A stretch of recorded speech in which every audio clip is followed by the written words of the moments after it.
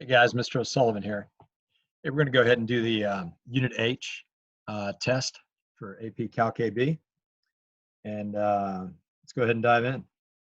All right, so there's two questions. Question one, they give us the graph of G prime. So G prime. So it says, let G be a differentiable function such that G at 6 is equal to -1. So we're given G at 6 is equal to -1. The graph of G prime, the derivative of G, is shown above. On the interval from -4 to 4, G prime of X is equal to 3 cosine pi X over 4. So it's important to note on the interval from -4 to 4, so basically this portion of our graph, G prime of X is 3 cosine pi X over 4, okay? When we're past X equal to 4, so on this portion, basically G prime of X is just a series of line segments, okay? So again, from -4 to 4, G prime of X is this equation right here, 3 cosine pi X over 4. After X equals 4, it's just 1, 2, 3, 4 line segments, okay? All right, so given that we have that, that's important to kind of keep in mind. We're asked to do 8 things. All right, so our first one, part A, says find the average rate of change of G prime on the interval from -4 to 6, give an exact answer. All right, well, this one is right in our wheelhouse. So average rate of change of G prime is just going to be G prime at 6 minus G prime at -4, all over 6 minus -4. Okay, can't stop there, got to take care of the function notation. So I'm going back to my graph, G prime of 6, G prime of 6 right here has a value of 1, G prime at -4. So now I'm looking at an X value of -4. Looks like G prime has a value of -3. So I have 1 minus -3 over 6 minus -4. That's my numeric answer. Moving on to the next one. Find the average rate of change of G on the interval. Okay, just like part A, but now I want the average rate of change of G. So it's going to be G at 6 minus G at -4 over 6 minus -4. Okay? All right. So again, can't stop there. That's not a numeric answer. G at 6 is given in the problem. G at 6 is equal to -1 minus G at -4. Okay, this one I've got to work a little bit for. So I'm going to set this up. G at -4 is equal to, well, what I'm going to have to use is I'm going to have to use a definite integral that involves G prime. So G at -4 is equal to G at 6 plus the definite integral from 6 to -4 G prime at X dx. Okay. Hopefully that you look at that and you're kind of like, man, that's just FTC part 1, and I'm just solving for G at -4. What we can do, we might be a little kind of have a harder time because our lower bound 6 is greater than our upper bound of -4. Well, we can fix that. Properties of definite integrals means I can rewrite this G at 6. And then what I'm doing when I switch my bounds and I make -4 my lower bound, I have to basically kind of factor out a -1, or kind of have a -1. So that's going to change this to be G at 6 minus the definite integral -4 to 6 G prime at X dx. All right. Okay. So now might be a little bit easier for us to see.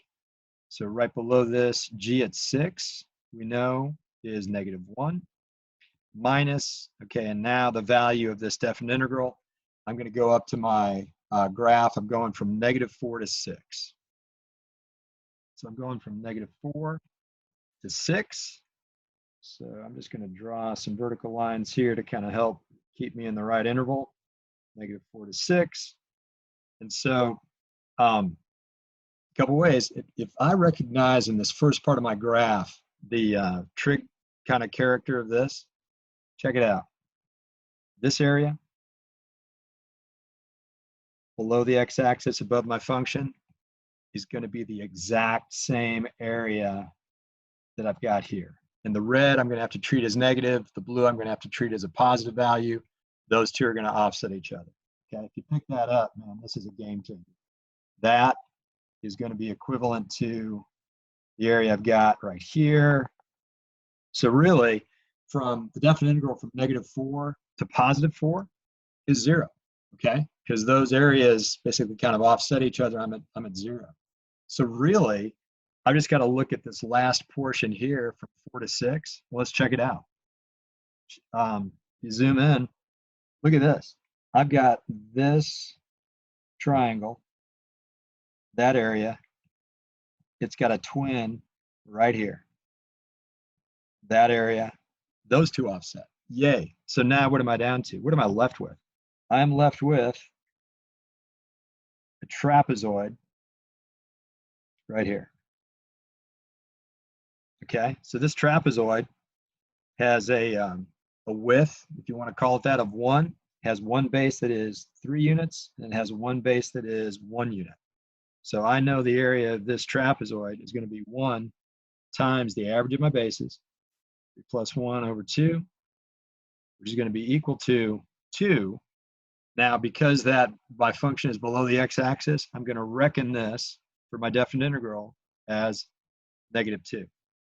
So that is the value of g at -4. I'm sorry, let me back that up. That's the value of my definite integral from -4 to 6. So it's -2. Okay? Now, the value of g at 4, finding here, g at -4, is equal to -1 minus -2, which is equal to +1. So I'm going to have -1 minus 1 over 6 minus -4. Okay? All right. That's part B. Part C, write the equation of the line tangent to the graph of g at x equals 2. Wow. Okay. We've done this a bazillion times. Here we go for a bazillion and one. So I'm starting with point slope form. Y minus y1 is equal to m times x minus x1. And now I'm just going to drop things in. Well, x equals 2, that's my x1. So this is going to be x minus 2. My m is really going to be, that's the slope of my tangent line at an x value of 2. So I'm really looking for g prime at 2. That's what m is going to be. I'll find that in just a second for my graph. And then y1, not given y1, but that's really notation for that. That's going to be g, not g prime, but g at 2. Okay, and we can find that in just a second. So I've got that. So y minus g at 2 is equal to g prime at 2 times the quantity x minus 2. Okay, well, g prime at 2, I'm given the graph of g prime.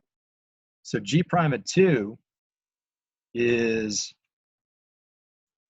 it's right there. So g prime at 2, that's it right there, is equal to 0. Well, that's going to basically kind of wipe out the right side of my equation. That's okay. I'm just going to put in the 0. Okay, now g at 2. G at 2, I'm going to show my work for that. I'm going to do the exact same thing I did in part B to find g at -4. So I'm just going to kind of set up my work for g at 2. And I'm going to go ahead and jump right to the rewrite that I did here and write it in this fashion. So g at 2 is equal to g at 6 minus definite integral. This time my lower bound is 2 from 2 to 6 g prime at x dx. Okay, so now again I'm going to go back up to, I know that g at 6 is equal to -1 minus, and now I need to find the value of that definite integral from 2 to 6. Okay, well, I'm looking at this, and now I need to go from, just going to move this line, from 2 to 6. Well, the good news, I've already found really the interval from 4 to 6. That's -2, right? So now I just have to find just this part right here, which refers to that red portion right there. Well, that's going to be really the definite integral from 2 to 4 of g prime at x. Well, now here is where this portion here is where my g prime of x is defined as 3 cosine of pi x over 4. Okay. Okay. And so what I would do is, since I can use a calculator on this, I could, that's not a killer integrand, so I could do this by hand.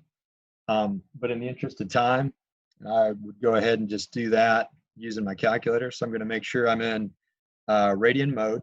And I'm just going to bring that up, math 9 for my definite integral from 2 to 4. My integrand is 3 cosine pi x over 4.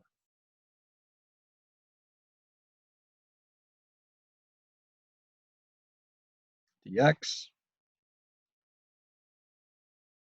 And my answer to that, for that, is going to be approximately -3.8197. Okay, that's my decimal approximation. Going to take 4 decimal places, and that is the value of that red area that I've shaded right there from 2 to 4. Now I have to remember I also have this portion, so I need both of those. So that's going to be -2 and -3. So I've got that I just had, -3.1897 minus 2. Okay. And that's going to be g of 2. Okay, so I'm going to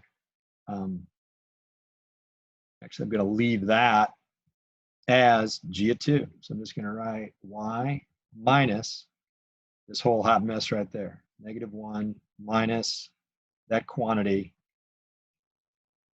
-3.8197 minus 2. Close parentheses, close parentheses. Okay. And I can leave that right there. That is my equation of my line tangent to the graph of g at x equals 2. Okay. I think if you work this out, you can see right here that this portion is going to work out to be 1 plus 12 over pi. That is kind of the exact expression for that. And that's what you would have got if you would have worked out that definite integral by hand. Okay? Awesome. Part D, find the absolute maximum. As soon as I see that word absolute, I'm writing a table. So I've got a table. I know I'm going to have x on my left side of my table. And then what am I looking for the maximum of? I'm looking for g at x. So that's the right column in my table. I know automatically I've got to put in my endpoints. So I'm testing -4, I'm testing 12. And then I've got to see, those are my EP endpoints. I've got to see if I've got any critical numbers. Critical numbers of g would be where g prime is equal to 0 or is undefined. Okay, so I'm going to my graph of g prime. Again, since I'm looking for an absolute max, I don't need to test every critical number. I just need to test a critical number where g prime changes from, if it's an absolute max, right? Looks like this on g. Well, that would mean that what? The derivative, g prime, is positive, and then it goes to negative. So I really only care about an x value on the graph of g prime where g prime changes from positive to negative. Okay, positive to negative. So the only place that's going to happen, okay, I'm not looking at -2 because g prime goes from negative to positive. I am looking at x equals 2 because g prime goes from positive to negative. And that is the only place on my graph of g prime where it does that. So I have to check an x value of 2. Okay, so I'm looking at those three x values. I got to come up with the corresponding g at those values. So g at -4, hey, that seems familiar. G at -4 is right there. That's what I've calculated here. G at -4 is equal to 1. Okay. G at 2, that seems familiar too. G at 2, well, that's what I just did right here. Okay. Now here's a case where, you know, that's what I have. I've got -1 minus -3.8197 minus 2. Okay. And then G at 12. Okay, I don't think I have G at 12, so I got to find that. So G at 12 is going to be equal to G at 6, okay, plus definite integral from 6 to 12, G prime at x dx, okay? G at 6 is -1, and now I'm looking at my graph of G prime to go from 6 to 12, okay? All right, so I'm going to move this, so I'm basically looking at this. And so I'm looking between those two green vertical lines there. Okay, and I'm going to play the cancel game. So actually, I'm going to say I'm looking at that region, this trapezoid right here, and then I'm looking at, oh, this is easy. These right here. Okay, well, let's see. Let's take these three squares right here. Well, they're 1 by 1, so that's 3. This trapezoid is going to be 1.5, 1.5. And then these two small triangles are going to basically add up to 1. So I've got 1 plus 1.5 plus 3. That's going to be 5.5. So that is the definite integral from 6 to 12 is 5.5. So that's plus 5.5. So G at 12 is -1 plus 5.5, which is going to be equal to 4.5. Okay. All right. Now I've got to check and see, okay, which of these values here is my maximum value, and work it out. That is going to be my absolute max. Okay. Just kind of help myself out in the calculator. So -1 minus quantity -3.81927 minus 2, close parentheses. That works out to be 4.81927. 4.81927, which is larger than the 4.5. So that's my absolute max. Again, they're asking for the absolute max. They're not asking for the x value where the absolute max occurs. Okay? Awesome. Picking up steam. Part E, find the value of the limit as x approaches 8 of 2 minus cube root of x over g at x. Okay, I don't know about you, but I look at this. They're asking me to evaluate a limit expression. So we go plug and pray. And then I'm almost kind of sniffing L'Hopital. Anybody else kind of feeling that way? Okay, so if I'm going down the road for L'Hopital, here's an important thing to remember. I cannot just write this. I don't even want to write this down because you'll see it and you'll say, okay, that's what I got to do. To do this properly, I got to show two different limit expressions, one for the numerator, one for the denominator. So this is how I want to show it. Limit x approaches 8, 2 minus the cube root of x, okay? Well, if I just plug that in, the cube root of 8 is 2, so I get 2 minus 2, that equals 0. Okay, so the numerator evaluates to 0. I want to show a separate limit expression. Limit as x approaches 8 of g at x, okay, and is equal to, well, that, I got to work out a little bit. So g at 8, let's think. G at 8, I got to go up to the graph, and I'm basically looking, I already know that's going to be what? G at 6 plus the definite integral from 6 to 8, g prime at x dx. I know g at 6 is -1, so now I'm looking at what does that work out to be? So back up to my graph. I got my graph right down here. So I'm looking from 6 to 8, okay? 6 to 8. Oh, hey, that's those two areas right there. Those are each half a unit. Add them together. Hey, look at that, it's 1. So it's -1 plus 1 equals 0. So also the limit of my denominator equals 0. Boom.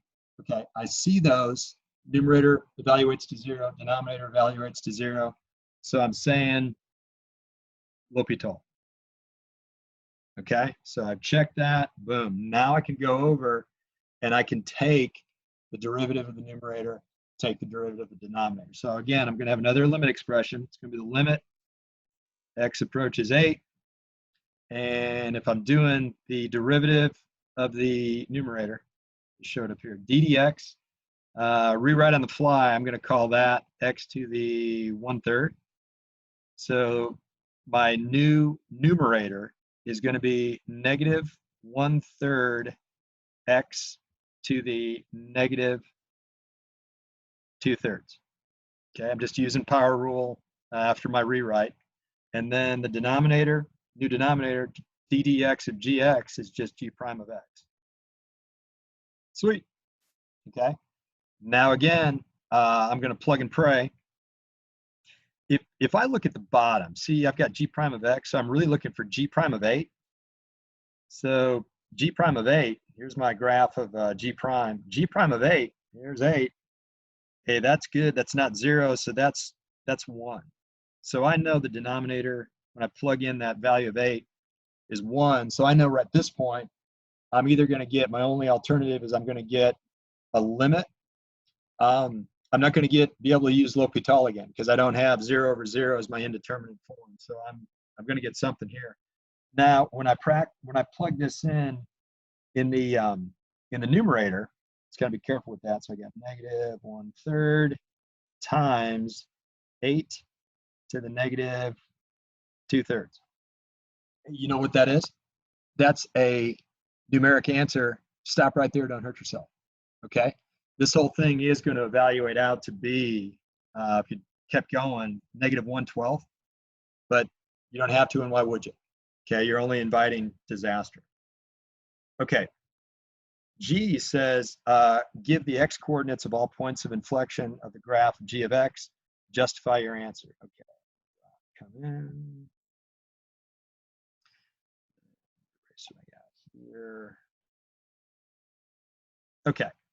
Well, I'm going to get what? I'm going to get a point of inflection on g of x. I'm just going to this is going to be the justification of my answer. I'm going to say g of x has a point of inflection. I can abbreviate, has a point of inflection when, I want to talk about g prime now, when g prime changes from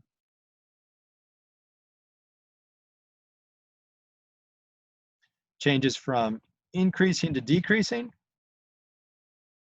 or, and you got to say both. I can't just say g of x has a point of inflection when g prime changes from increasing to decreasing. Okay, a lot of folks did this on the test. I got to cover both. I could say or vice versa, or decreasing to increasing. Okay, and I could say this occurs at x equal to, okay, so now I'm just looking at g prime. Gosh, it's going from increasing to decreasing at x equals 0. And it's going from decreasing to increasing at x equals 4. And it's going from increasing to decreasing, x equals 6.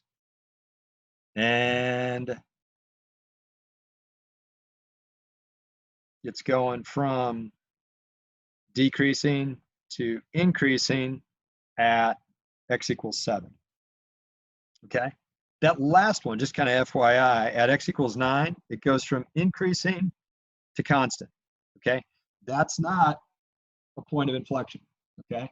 It's got to be a point where the graph of g prime would change from increasing to decreasing. At 9, it goes from increasing to constant. Okay?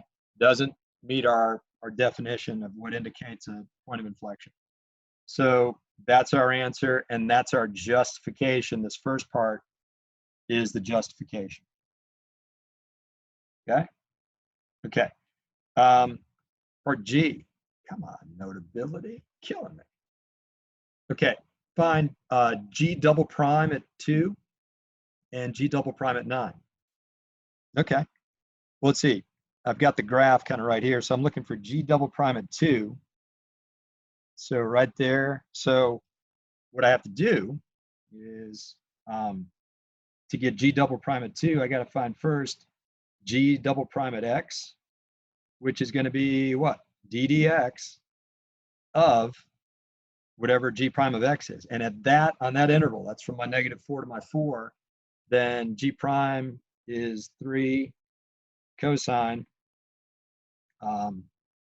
pi x over 4. Okay? So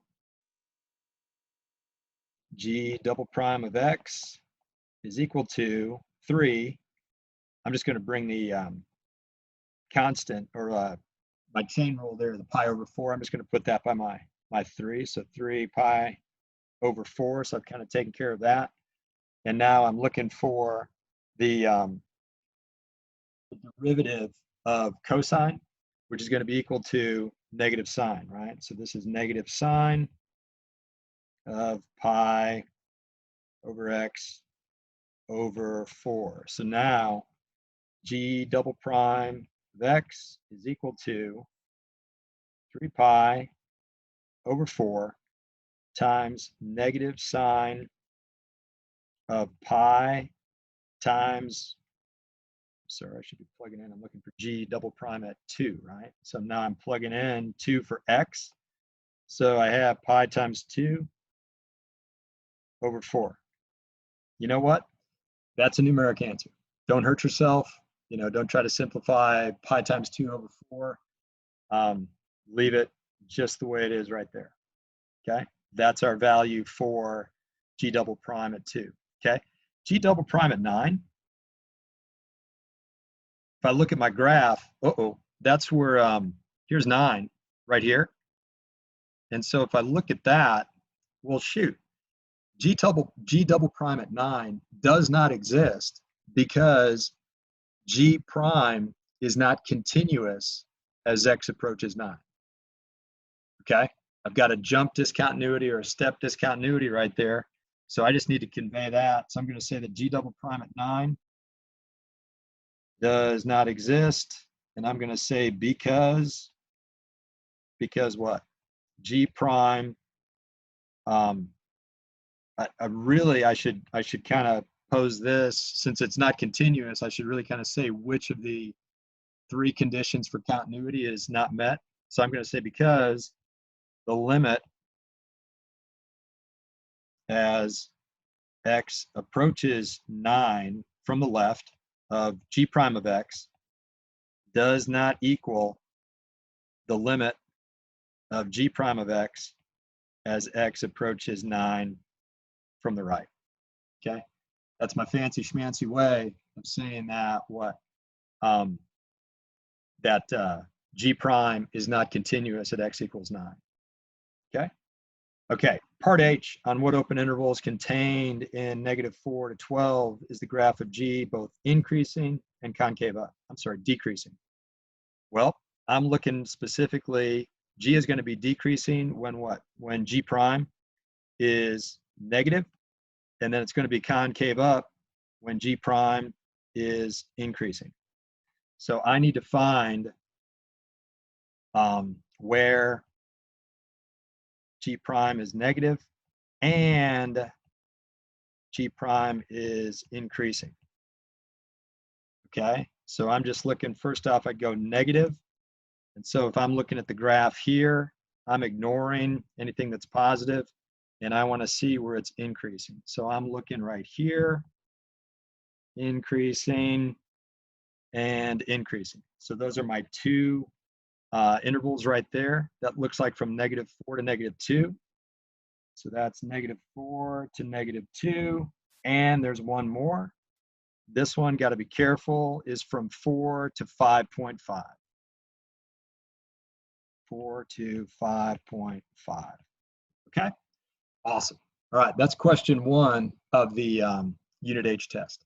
Hope that helped, guys. Thanks.